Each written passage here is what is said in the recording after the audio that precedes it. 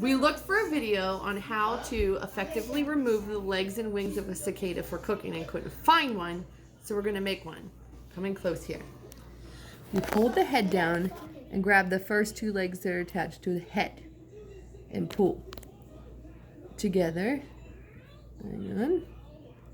That's one. Then pull the wings out.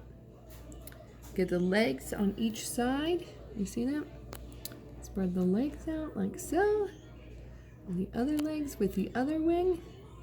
And they should all come off together easily. There's one. There's the other side.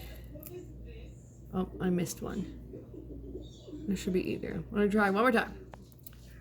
Here are the head legs. Hold the head down. Grab front two legs.